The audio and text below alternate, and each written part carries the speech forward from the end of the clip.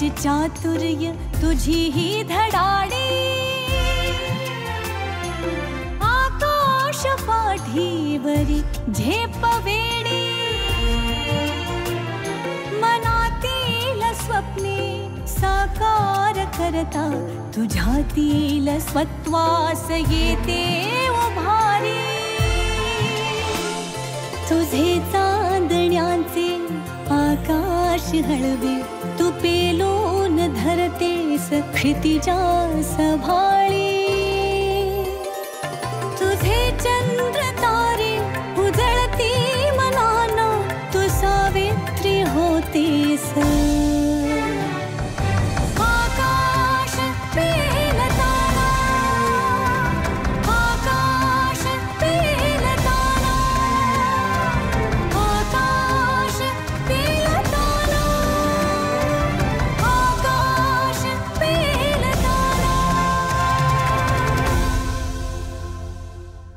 गृहिणी ते 40 वर्षांनंतर यशस्वी उद्योजिका असा प्रवास करणाऱ्या शलाका राजेश कदम या आहेत आपल्या आजच्या मुलाखतीच्या प्रमुख मानकरी। वनस्पती शास्त्रात पदवी प्राप्त केल्यानंतर आहारशास्त्र, पोषणशास्त्र आणि निसर्गोपचार शास्त्रामध्ये डिप्लोमा प्राप्त केलेल्या शलाका यांच्यासाठी गृहिणी ते उद्योजिका हा प्रवास सोपा नव्हता, पण इच्छा, महत्वाकांक्षा आणि स्वप्न यांच्या जोरावर प्लेट्स मल्टी क्विझिन हे शुद्ध शाकाहारी रेस्टॉरंट आपल्या सहकार्यांच्या मदतीने त्या समर्थपणे चालवत आहेत। पती राजेश कदम यांचं मोलाचं सहकार्य लाभलेल्या शलाका यांनी 2018 साली आपल्या रेस्टॉरंटची स्थापना केली। अन्न उद्योगातील व्यापक अनुभव असलेल्या उत्कट व्यावसायिका, प्लेट्स मल्टी क्विझिन रेस्टॉरंटच्या मालक शलाका राजेश कदम यांना आमचा मानाचा मुजरा। नमस्कार, तिचे आकाश पेलताना या कार्यक्रमात मी डॉक्टर अरुंधती भालेराव आपल्या सगळ्यांचं सहृदय सहर्ष मनपूर्वक स्वागत करते। क्षेत्र कुठलंही असो, स्त्री तिच्या वेगळेपणानं, तिच्या कर्तृत्वानं, मेहनतीनं आणि जिद्दीनं आपला प्रवास वेगळ्या पद्धतीनं करते। तिचे आकाश पेलताना म्हणजे स्त्रीच्या यशाच्या, कर्तृत्वाच्या जिद्दीचा प्रवास। कर्तृत्वाचा प्रवास म्हणजे तिचे आकाश पेलताना, यशाचा प्रवास म्हणजे तिचे आकाश पेलताना आणि जिद्दीचा प्रवास म्हणजे तिचे आकाश पेलताना। हे आकाश पेलताना ती अजिबात हिंमत हरत नाही, तटस्थपणे उभी असते, खंबीरपणे उभी असते आणि अनेक आव्हानांचा सामना करत स्वतःचं जे क्षेत्र निवडलंय त्याच्यापर्यंत, यशापर्यंत पोहोचण्यासाठी धडपडत असते आणि त्याच्यामध्ये विजयी होते। या व्यासपीठाच्या माध्यमातून अनेक मैत्रिणींशी, विशेषतः उद्योजिका मैत्रिणींशी बोलताना, त्यांच्याशी संवाद साधताना हा अनुभव आपण सातत्याने घेतला। आज सुद्धा आपल्या स्टुडिओमध्ये अशीच एक मैत्रीण आली आहे। तिच्या सुद्धा उद्योजिका म्हणून तिचा जो प्रवास आहे तो अत्यंत आनंददायी आहे, प्रेरणा देणार आहे। त्यांचं नाव आहे शलाका राजेश कदम। शलाकाताई नमस्कार। नमस्कार। आमच्या स्टुडिओमध्ये तुमचं मनपूर्वक स्वागत। थँक्यू, धन्यवाद ताई। मंडळी, आपण बघतो की आजकाल स्त्री ही शक्यतो घरी बसत नाही, तर ती उत्तम मॅनेजमेंट घरातलं जसं करते तसं ती व्यवसायातलं सुद्धा करते। ती सगळ्या आघाड्यांवर समर्थपणे लढू शकते आणि हेच वैशिष्ट्य शलाकाताईंचं सुद्धा आहे। अगदी 40 पर्यंत त्या गृहिणी होत्या, पण 40च्या नंतर त्यांनी प्लेट्स कुझिन नावाचं स्वतःचं रेस्टॉरंट सुरू केलं। त्याच्या यशाचा हा प्रवास आहे। चला मारूया त्यांच्याशी मनमोकळ्या गप्पा। कशा आहात? मस्त, छान। छान दिसताय। थँक्यू। सुंदर साडी, छान फुलं, खूप गोड दिसताय। थँक्यू।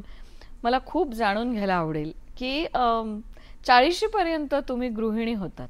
तुमचं निसर्गोपचार शास्त्रामध्ये तुम्ही डिप्लोमा घेतलाय, आहारशास्त्रात घेतलाय, पोषणशास्त्रात घेतलाय आणि मुख्य वनस्पती शास्त्रात तुम्ही पदवी घेतलेली आहे। हे सगळं असताना तुम्ही गृहिणी राहिलात 40 पर्यंत आणि नंतर अचानक स्वतःचं कुझिन सुरू करावं, रेस्टॉरंट सुरू करावं आणि तेही प्लेट्स नावाचं सुंदर रेस्टॉरंट बोरिवलीमध्ये सुरू करावं, हा विचार मनात कसा काय आला?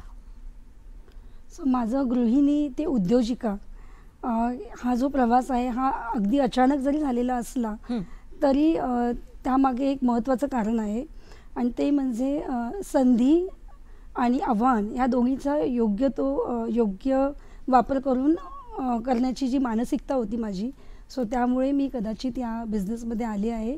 सो मी जेव्हा ॲज अ गृहिणी म्हणून कुटुंब सांभाळत होते तेव्हा मी कधी नोकरी करीन किंवा मी व्यवसायात येईन असं कधीच मला पूर्वी वाटलं नव्हतं. पण माझे पती ज्यांचं रेस्टॉरंट म्हणजे आमचं फॅमिली रेस्टॉरंट होतं, सो तेव्हा जेव्हा त्यांनी हा विचार केला की काही आर्थिक अडचणींमुळे किंवा त्यांना वेळ देता येत नव्हता या कारणांमुळे त्यांनी रेस्टॉरंट कायमस्वरूपी बंद करण्याचा निर्णय घेतला होता. अच्छा. तो क्षण होता त्यावेळी मी असा निर्णय घेतला की मला हे रेस्टॉरंट बंद तर करायचंच नाही, पण नवीनरित्या त्याला मला उभं करायचं आहे. सो अवघड होतं पण ध्येय स्पष्ट होतं की रेस्टॉरंट कसंही करून चालू ठेवायचं आहे. सो लोकांना छान नवीन पदार्थ द्यायचे आहेत, एक सुंदर असं ॲम्बियन्स आणि वेगवेगळे पदार्थ द्यायचे आहेत. सो अशा ह्याच्याने मी ते सुरुवात केली.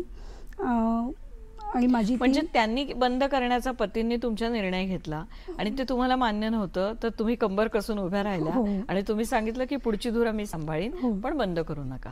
किती छान आहे ही गोष्ट. म्हणजे कुठेतरी समस्येत सुद्धा संधी आहे असं म्हणायला हरकत नाही. त्यांना ते सुरू ठेवायचं नव्हतं, काही समस्या होती पण त्यातनं तुम्हाला संधी निर्माण झाली. असं म्हणतात की संधी शोधावी लागते, पकडावी लागते, निर्माण करावी लागते. तुमच्या बाबतीत ते तिन्ही घडलं असं म्हणायला हरकत नाही. फक्त त्या संधीची सुरुवात घरातून झाली. आता ना एक सगळ्यात महत्वाचा प्रश्न मला नेहमी पडतो की आपल्या हॉटेलमध्ये जे पदार्थ तयार होतात ते पदार्थ उत्तम व्हावे, रुचकर व्हावे आणि लोकांना आवडावे. यासाठी तुम्हाला शेफ किंवा कुक हे चांगले असायला पाहिजे. मग त्यांची निवड कशी करता आणि साधारणतः हे छान आहेत बाबा किंवा हे नाही जमणार आपल्याला, हे कशाच्या आधारे ठरतं तुमचं? त्याच्यासाठी काही वेगळा सर्वे होतो का? हो, म्हणजे मी जेव्हा रेस्टॉरंट सुरू केलं, म्हणजे रेस्टॉरंट चालवायचं असेल आणि ते यशस्वीरित्या पुढे घेऊन जायचं असेल तर आधी त्याचा तर आपल्याला अभ्यास करावाच लागतो. आणि माझ्यासाठी हे सगळंच नवीन असल्यामुळे सो मला अगदी मेन्यू प्लॅनिंगपासून सगळ्या गोष्टी मला शिकाव्या लागल्या. आणि त्या रीती मी रेस्टॉरंटला नेहमी जात असत. आणि मेन्यू प्लॅनिंग करताना आधी तर आपल्याला सुरुवात करताना हे माहिती असलं पाहिजे की आपल्याला द्यायचं काय आहे, कोणते पदार्थ आपल्याला लोकांपर्यंत घेऊन जायचे. मल्टी क्युझिन हा जेव्हा मी कॉन्सेप्ट आणला तेव्हा त्या क्युझिन्स म्हणजे मग ते Italian, Mexican, continental, Indian, Chinese अर्थात असे जे शेफ्स आहेत ज्यांचा त्याच्यामध्ये एक्सपर्टी आहे तर तसे शेफ्स आम्ही निवडले. मग त्यांचा एक्सपिरियन्स आणि त्यांचे एक्सपर्टी ह्या आम्ही त्याच्या तपासून आम्ही ते पाहिलं. आणि मग त्यानंतर त्यांची टेस्ट आणि कन्सिस्टन्सी तिकडे मी येणारच आहे की आवडला एखादा पदार्थ, तो ग्राहकांनी पुन्हा मागितला तर त्यातलं सातत्य, कन्सिस्टन्सी चवीतली टिकली पाहिजे. मग ते कसं काय मॅनेज करता? सो त्याच्यासाठी आम्ही SOPs तयार केल्या आमच्या, स्टँडर्ड ऑपरेशन्स. सो त्यामुळे आम्ही परफेक्ट आम्ही जो काय मेन्यू असतो त्याचं आम्ही स्टँडर्डायझेशन करून घेतलं. त्यामुळे कधी कधी कसं असतं हॉटेल इंडस्ट्रीमध्ये शेफ्स येतात आणि कधी ते सोडूनही अचानक जातात. मग एक SOP असलं की आपण जरी नवीन शेफ हायर केला तर ते स्टँडर्डायझेशन असल्यामुळे ग्राहकांना तीच टेस्ट आपण देऊ शकतो. किती लोक तुमच्या कुझिन मध्ये एका वेळेला बसू शकतात? आमच्याकडे टोटल 120 ची कपॅसिटी आहे. अच्छा. सो 120 प्लस लोक बसू शकतात. हां. आणि आत्ताच्या घडीला किती कर्मचारी काम करतात? मला सांगायला आनंद होईल की मी जेव्हा सुरुवात केली होती तेव्हा 10 एम्प्लॉईज माझ्याकडे होते आणि आता माझ्याकडे 36चा स्टाफ आहे. क्या बात. सो असं मी ते वाढवत गेले. पण मला प्रश्न हा पडला की तुम्हाला त्यातला काहीच अनुभव नव्हता. बरोबर. अनुभवाशिवाय एखादी गोष्ट रन करणं किंवा सुरू ठेवणं हे तसं कठीण असतं. मग तुम्ही काही वेगळा त्याच्यासाठी अभ्यासक्रम केला का किंवा वेगळं प्रशिक्षण घेतलं का? नाही, म्हणजे मी जसं मॅनेजमेंट स्किल्स हे आपल्यामध्ये गृहिणीमध्ये नेहमी असतातच. मी त्याच टेक्निक्स आणि त्याच्यामध्येच त्या अनुषंगानेच मी जेव्हा रेस्टॉरंटला जाऊन बसायला लागले तेव्हा बऱ्याचशा गोष्टी मला कळायला लागल्या की कुठे आपण लॅक होत आहोत. मग त्यामुळे तेव्हा माझ्याकडे एक मी डायरी सुरुवातीला मेंटेन करत होते ज्यामध्ये माझे नेहमीचे एक्सपेन्सेस आणि माझे जे कॉस्टिंग आहे ते सगळी मी लिहून काढायची. सो त्याने मी ते सगळं शिकत गेले. माझ्यासाठी ही नवीनच अनुभव होता. सो मी आणि माझ्याकडे एक मी म्हणेन की मला नवीन शिकण्याची आवड होती. त्यामुळे मी सगळ्या गोष्टी शिकत गेले आणि शिकताच पुढची पावलं मी टाकत गेले आणि असा मग मी माझा तो प्रवास इथपर्यंत घेऊन आले आहे प्लेट्सचा. पण तुमचं हे पॅशन आधी नव्हतं आणि ते नंतर निर्माण झालं असा प्रवास आहे की आधीपासूनच तुम्हाला या व्यवसायाचं पॅशन होतं? नाही, मला आधी पॅशन असं नव्हतं, पण माझं एक आहे की एखादी गोष्ट जर आपण घेतली तर तिला 100 काय 200% आपण आपले संपूर्ण प्रयत्न करायचे. आणि एकदा हातात घेतलेली धुरा आहे ती किती काही झालं तरी ती सोडायची नाही आणि ती सातत्याने करत राहणं. डीपी म्हैसकर फाउंडेशन प्रस्तुत आकाश पेलताना. पैसा बचाना पैसा कमाने के बराबर है। अब मैं खुश हूँ कि मैं अपने पीएनजी स्टोव की वजह से हर महीने कुछ पैसे बचा सकती हूँ। जैसे ये 20 से 25% तक फ्यूल के उपयोग को कम कर देता है। मेरा पीएनजी स्टोव ISI मार्क के साथ 100% सुरक्षित भी है। इसके अलावा पीएनजी फ्यूल के रूप में पूरी तरह से जलता है, जिससे इसे पर्यावरण के अनुकूल फ्यूल के नाम से जाना जाता है। तो पीएनजी फ्यूल का उपयोग करें और मेरी तरह पैसे बचाएं। भारत में सालाना हजारों लोग हाथी पांव नाम की बीमारी की चपेट में आकर जीवन भर के लिए अपाहिज हो जाते हैं। मलेरिया की तरह ही हाथी पांव एक मच्छर के काटने से फैलता है और ये याद रखिए कि हाथी पांव का कोई इलाज नहीं है। गांव, शहर, अमीर, गरीब, हर जात और धर्म की रेखा पार कर किसी को भी अपनी जकड़ में ले सकता है हाथी पांव। पर डरे नहीं, इसका बचाव आसान है। साल में सिर्फ एक बार सरकार द्वारा दी हुई मुफ्त दवाएं खाएं और इस बीमारी से अपने आप को और अपने परिवार को बचाएं। 10 फरवरी से हाथी पांव से बचाव की दवा अवश्य खाएं। अपने आप को और अपने परिवार को इस दर्दनाक बीमारी से बचाएं। भारत सरकार द्वारा जनहित में जारी।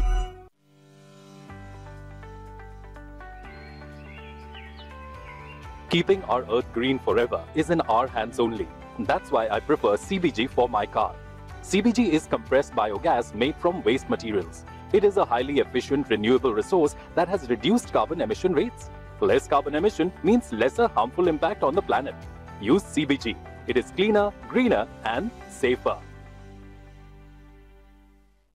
डीपी म्हैसकर फाउंडेशन प्रस्तुत आकाश पेलताना. एवढा मोठा व्यवसाय करताना आर्थिक गणित कसं सांभाळता? म्हणजे माझे मिस्टर त्यांनी ते व्यवसाय बांधकामात असल्यामुळे त्यांनी मला आर्थिकरित्याही मदत केली. आणि जेव्हा आपण आपला घरचा पैसा जेव्हा वापरतो तेव्हा आणखीन काळजीपूर्वक आपण तो यूज करतो. सो मला सुरुवातीला मी जवळजवळ माझं 1 करोड रुपयाची माझी इन्व्हेस्टमेंट होती.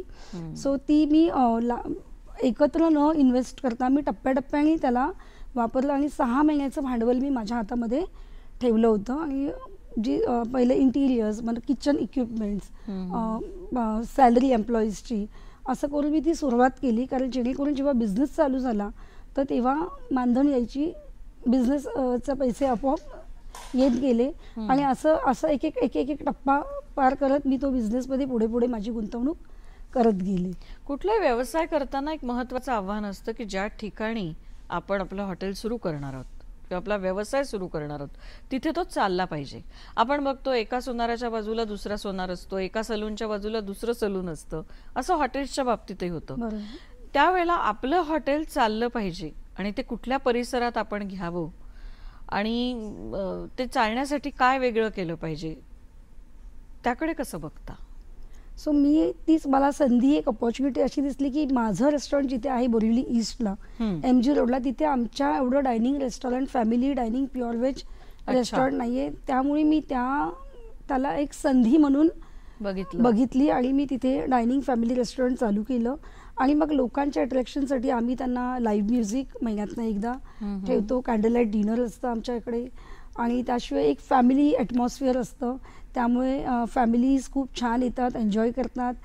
तसंच आमच्याकडे मिनी बँक्वेट आहे जिथे लोक त्यांचे बर्थडेज, ॲनिव्हर्सरी सेलिब्रेट करतात. अच्छा. सो असा म्हणजे आर्थिक पाया भरभक्कम राहण्यासाठी तुम्ही जोड व्यवसाय सुद्धा केलाय. तर हा जो तुमचा बँक्वेट आहे त्याच्यामध्ये साधारणतः किती लोक एका वेळेला बसू शकतात किंवा येऊ शकतात?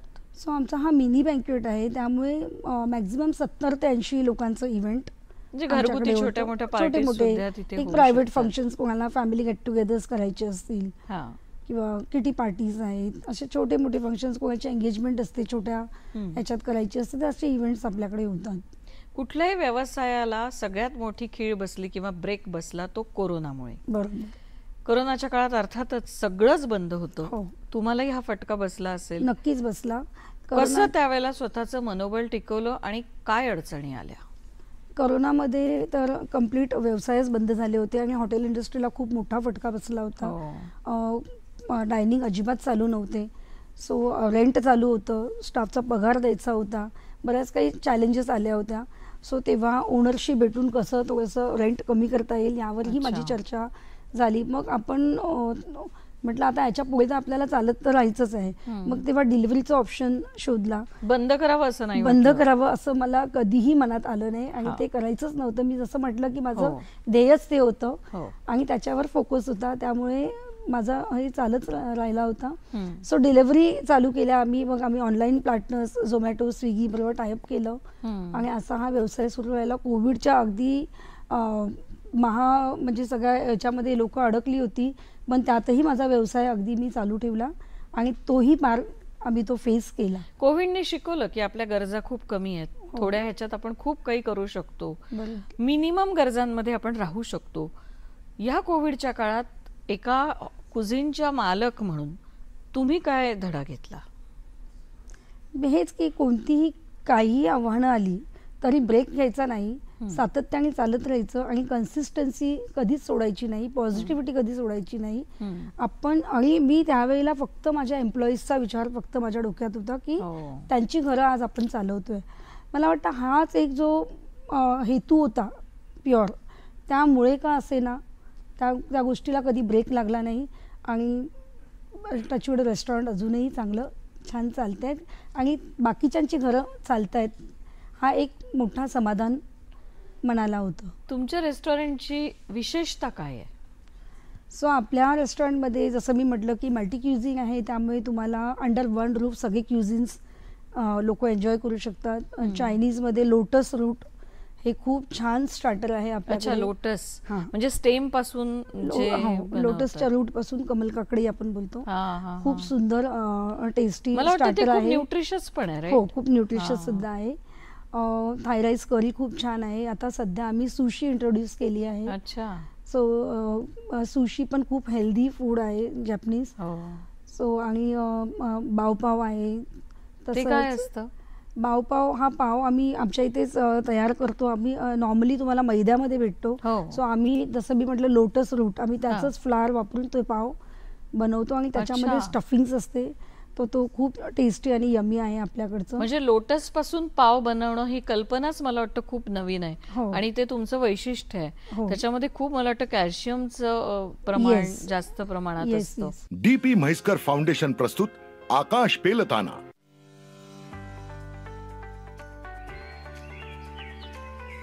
अपनी धरती को हमेशा हरा भरा रखना हमारे हाथ में ही है, इसलिए मैं अपने कार के लिए सीबीजी ही पसंद करता हूँ. ये अपशिष्ट पदार्थों से बनी कंप्रेस्ड बायोगैस है. ये एक अत्यधिक कुशल रिन्यूएबल रिसोर्स है जिसने कार्बन उत्सर्जन को कम कर दिया है. कम कार्बन उत्सर्जन का अर्थ है ग्रह पर कम हानिकारक प्रभाव पड़ना. सीबीजी का उपयोग करें. ये स्वच्छ, हरा भरा और सुरक्षित है. भारत में सालाना हजारों लोग हाथी पांव नाम की बीमारी की चपेट में आकर जीवन भर के लिए अपाहिज हो जाते हैं. मलेरिया की तरह ही हाथी पांव एक मच्छर के काटने से फैलता है और ये याद रखिए कि हाथी पांव का कोई इलाज नहीं है. गांव, शहर, अमीर, गरीब, हर जात और धर्म की रेखा पार कर किसी को भी अपनी जकड़ में ले सकता है हाथी पांव. पर डरे नहीं, इसका बचाव आसान है. साल में सिर्फ एक बार सार द्वारा दी हुई मुफ्त दवाएं खाएं और इस बीमारी से अपने आप को और अपने परिवार को बचाएं. 10 फरवरी से हाथी पांव से बचाव की दवा अवश्य खाएं. अपने आप को और अपने परिवार को इस दर्दनाक बीमारी से बचाएं. भारत सरकार द्वारा जनहित में जारी. Money saved is money earned. I'm now happy that I could save money every month because of my PNG stove, as it cuts down on 20 to 25% of fuel usage. My PNG stove is also 100% safe with the ISI mark. Moreover, PNG as a fuel burns completely, making it a more environment-friendly fuel. So, use PNG and save money like me. DP Mhaiskar foundation प्रस्तुत आकाश पेलताना. खूप स्पर्धा आहे शलाकाताई या व्यवसायात. या स्पर्धेत सातत्याने आपण टिकून राहण्यासाठी तुम्ही स्वतः काय तुमची म्हणजे त्रिसूत्री आहे का पंचसूत्री आहे की बाबा ह्या गोष्टी, म्हणजे काय ठरवलंय तुम्ही की सातत्याने या स्पर्धेत टिकून राहण्यासाठी काय वेगळेपण तुम्ही करत असता? सो तेच आहे की दर 3 महिन्यांनी आम्ही आमचा रिव्ह्यू घेतो डिशेसचा, की आपल्याला काय नवीन ॲड करायचं आहे. लोकांचे फीडबॅक्स घेतो आम्ही. त्यामुळे आम्हाला कळतं की लोकांची आता आवड काय आहे. कारण बऱ्याच वेळा बिझनेसमध्ये आपल्याला जे आवडतं ते आपण देत असतो, पण लोकांना जे पाहिजे तो विचार आपण केला पाहिजे. कारण आपण शेवटी लोकांच्या आवडीचे पदार्थ त्यांना दिले तर लोक नक्कीच येणार आहेत. सो आम्ही ते सगळे ॲड करतो दर 3 महिन्यांनी. आणि त्यानंतर सोशल मीडिया मार्केटिंग तर आहेच. त्याच्या हल्ली तर सोशल मीडियावर सगळीच लोकं आहेत, यंगपासून ओल्ड जनरेशन सगळं. सो त्या मीडियमच्या थ्रू आम्ही प्लेट्सला लोकांपर्यंत मी पोचवलेलं आहे. आणि असं आम्ही सतत त्यामुळे कॉम्पिटिटर्सची स्टडीही आम्ही त्याच्या माध्यमातून करत असतो. तुम्हाला घरी स्वयंपाक करायला आवडतं की प्लेट्स जिंदाबाद? नाही, मी खूप उत्तम आणि खूप छान स्वयंपाक करते. माझ्या हातची व्हेज बिर्याणी माझ्या मुलांना खूप आवडते. इनफॅक्ट नॉनव्हेज बिर्याणी पण मी छान करते. अच्छा. पण मी जास्त स्पेशली आता माझं व्हेज रेस्टॉरंट आहे आणि मला स्वतः मी जास्त व्हेज फूडला प्राधान्य देते. सो मी खूप छान कुक आहे. मग तुम्ही तुमच्या कुक्सना पण टिप्स देता की नाही की हे असं करा, हे तसं करा? नाही, मी त्यांच्यामध्ये इंटरफिअर नक्कीच नाही करत, पण त्यांच्याकडून मी खूप काही शिकतही असते. आणि मी माझे काहीतरी एखादी स्पेशालिटी मी त्यांना नक्कीच सांगते. आणि आम्ही तसं कधी कधी इंट्रोड्यूस सुद्धा केलेलं आहे. माझी व्हेज बिर्याणी सुद्धा मी इंट्रोड्यूस केलेली आहे. प्लेट्स हे नाव ठेवण्यामागचं म्हणजे काही प्रत्येक नाव ठेवताना आपण काहीतरी आपलं विजन असतं, काहीतरी दृष्टी असते. तर प्लेट्स हे नाव ठेवण्यामागे तुमची काय भूमिका आहे? सो हे मल्टी क्युझिन रेस्टॉरंट आहे. त्यामुळे सगळ्या ज्या डिशेस आहेत, मग ते मेक्सिकन असो, कॉन्टिनेंटल असेल, ह्या सगळ्या प्लेटमध्ये येतात आपल्यासमोर. आणि ते पटकन रिलेट व्हावं लोकांशी म्हणून ते नाव आम्ही प्लेट्स असं दिलेलं आहे. प्लेट्सचं भविष्यातलं स्वप्न काय आहे? प्लेट्सचं भविष्यातलं स्वप्न हेच असेल की आम्हाला ऑल इंडिया आणि ओव्हरसीजपर्यंत पोहोचायचं आहे आपल्या क्युझिन्सला घेऊन. कारण मी बऱ्याच वेळा परदेशात गेलेली आहे. सो त्यावेळेला इंडियन फूड काय आहे हे लोकांना तेव्हा जास्त प्रखरपणे जाणवतं. कारण ते आपण इंडियन रेस्टॉरंटच शोधत असतो त्यावेळेला. आणि खरंच नाही मिळत तिथे आपल्यासारखी टेस्ट आणि तितकं फूड नाही आहे तिथे अवेलेबल. सो मला अशी इच्छा आहे की मला ओव्हरसीज पण प्लेट्सला घेऊन जायचं आहे. वा, छान. हॉटेल आणि या इंडस्ट्रीमध्ये, रेस्टॉरंट इंडस्ट्रीमध्ये मेल डॉमिनेटिंग असं हा एरिया आहे सगळा व्यवसायाचा. अर्थात आता खूप प्रमाणात महिला येत आहेत, पण तरीसुद्धा मेल डॉमिनेटिंग एरिया आहे. तुम्हाला एक स्त्री म्हणून या व्यवसायात वावरताना किंवा काम करताना किंवा कुठल्या कॉन्फरन्सेसमध्ये जाताना काही तुम्हाला स्त्री म्हणून काही वेगळा अनुभव येतो का? नाही, मेल डॉमिनेटिंग नक्कीच आहे इंडस्ट्री. पण मी जेव्हा जाते तर ॲज अ ओनर म्हणून माझ्याकडे माझा स्टाफ बघत असतो. पण मी त्यांच्याशी नेहमीच आम्ही एक छान बॉन्डिंग आमच्यामध्ये आहे. आणि आम्ही बऱ्याच वेळा त्यांचंही फीडबॅक घेतो. कारण शेवटी ते तिथे असतात ऑन फील्ड कंटिन्युअस. त्यामुळे त्यांचं बाहेर म्हणते मी, ओके, हॉटेलमध्ये नव्हे. हां, म्हणजे खूप पुरुषांचं प्रमाण या व्यवसायात जास्त आहे. हो. तर तुम्हाला स्त्री म्हणून या क्षेत्रात वावरताना काही वेगळा अनुभव आला का? नाही, उलट मी तर असं म्हणेन की मला आणखीन रिस्पेक्टनी लोक बघतात. कारण मेल डॉमिनेटिंग ही इंडस्ट्री आहे. म्हणजे अजूनपर्यंत रेस्टॉरंटमध्ये लेडीज खूप कमी आलेले आहेत. पण एक बाई किंवा एक लेडी, एक स्त्री आपलं हे मल्टी क्युझिन रेस्टॉरंट सांभाळते तर लोक खूप कौतुकाने बघतायत. आणि उलट येऊन मला सगळे कॉंग्रॅच्युलेट पण करतात की मॅडम आप बहुत अच्छे से रेस्टॉरंट को रन करे, आप एक बहुत अच्छा मिसाल रख रहे हैं. सो उलट खूप चांगली. हे नोकरीसारखं क्षेत्र नाही आहे की ठराविक वेळेला गेलं, ठराविक वेळेला आलं. सतत तुम्हाला त्या व्यवसायात राहावं लागतं, सतत तुम्हाला वेळ द्यावा लागतो. अशा वेळेला तुम्ही संसार, मुलं आणि व्यवसाय ही त्रयी कसरत कशी सांभाळता आणि वेळेचं व्यवस्थापन कसं करता? सो मी आता माझी मुलं मोठी आहेत, पण जरी मोठी असली तरी त्यांना आई ही नेहमी हवीच असते. पण आता मी जसं माझ्या मुलांना त्यावेळेला माझा वेळ हवा होता तर तेव्हा मी संपूर्ण ॲज अ गृहिणी म्हणूनच घरात राहिले. मग मी त्यांच्याशी संवाद साधला की आता मला हे माझं लहान पिल्लू आहे आता मला त्याच्याकडे लक्ष द्यायचं आहे. आणि त्यावेळेला सगळ्यांनीच मला सपोर्ट केला, माझ्या मिस्टरांनी, माझ्या मुलांनी. आणि असं मग आम्ही ते बॅलन्स करतो. आणि आता जास्त करून माझं लक्ष संपूर्ण प्लेट्समध्ये असतं. आणि घर तर आहे, म्हणजे ते तर तिथेही सगळ्या आघाड्यांवर महिला अत्यंत यशस्वीपणे लढत असते. अगदी मुलाखतीच्या शेवटच्या टप्प्यातला अंतिम प्रश्न म्हणजे, आपला हा कार्यक्रम अनेक मैत्रिणी बघत असतात आणि त्यांना ह्यातून प्रेरणा मिळावी हा उद्देश असतो. तुमच्याकडनं प्रेरणा घेताना एक विशेष गोष्ट म्हणजे, ज्या गृहिणी 40च्या पुढच्या असतील आणि घरात असतील आणि काहीतरी करावंसं वाटत असेल, त्यांना नक्की हा मेसेज जाणार आहे की 40 नंतर सुद्धा करिअरला सुरुवात करता येते. या आपल्या सगळ्या मैत्रिणींना तुम्ही काय सांगाल? मी हेच सांगेन की संधी येते, ती नेहमी त्या संधीचा कसा उपयोग आणि कधी करावा हे आपल्याला जाणून घेणं गरजेचं आहे. आणि धैर्याने पाऊल पुढे टाकणं महत्त्वाचं आहे. एक पाऊल पुढे टाका आणि नक्की या संधीचा फायदा घ्या. तुम्हाला म्हणजे काही अशक्य नाही आहे. जर मी 40 नंतर करू शकते तर कोणीही करू शकतं. किती छान. 40 नंतर तुम्ही या व्यवसायाला सुरुवात केली आणि इतक्या पॅशनेटली तुम्ही आज तुमचं हे प्लेट मल्टीक्युझिन रेस्टॉरंट इतक्या समर्थपणे चालवत आहात. तुमच्या भविष्यासाठी तुम्हाला खरंच शलाकाताई खूप खूप शुभेच्छा. शलाका म्हणजे वीज, आणि विजेसारख्या अशाच तुम्ही तळपळ सतत स्वतःचा प्रखर असा प्रकाश सगळीकडे पसरू द्या, अशा शुभेच्छा तुम्हाला देते. आणि विधात्याला तुम्हाला उत्तम आरोग्य देण्याची प्रार्थना करते. वेळ आली आहे अर्थातच तुमचा निरोप घेण्याची. आज तुम्ही आमच्या स्टुडिओत आलात त्याबद्दल तुमचे मनापासून आभार.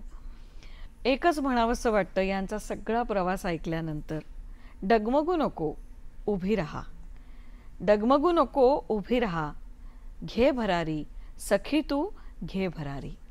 वेळ आली आहे अर्थातच शलाकाताईंचा निरोप घेण्याची आणि तुमची सुद्धा रजा घेण्याची.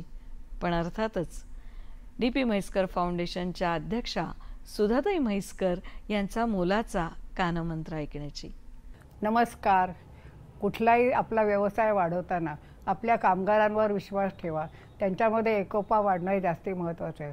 कामगारांनी आपला व्यवसाय समजून त्याच्यामध्ये जर महत्त्वाचं काम केलं तर तुमचा व्यवसाय पुढे जायला नक्कीच चांगल्या प्रकारे मदत होईल. त्यासाठी तुम्ही त्यांना पाठिंबा देणं महत्त्वाचं आहे. त्यांना तुमचा पाठिंबा असला, त्यांना इंटरेस्ट वाटला पाहिजे त्याच्यामध्ये, तरच ते पुढे जायला मदत करू शकतील. तुम्ही तुमच्या व्यवसायामध्ये याच गोष्टींचा अवलंब करा, त्यामुळे तुमचा व्यवसाय जास्ती चांगल्या प्रकारे बहरू शकेल. तुझे चांदण्याचे आकाश हळवे, तू पेलून धरतेस क्षितिजा सभाळी. तुझे चंद्र तारे उजळती मनाना, तू सावित्री होतीस. आकाश पेलताना, आकाश पेलताना, आकाश पेलताना. DP म्हैसकर फाउंडेशन प्रस्तुत आकाश पेलताना.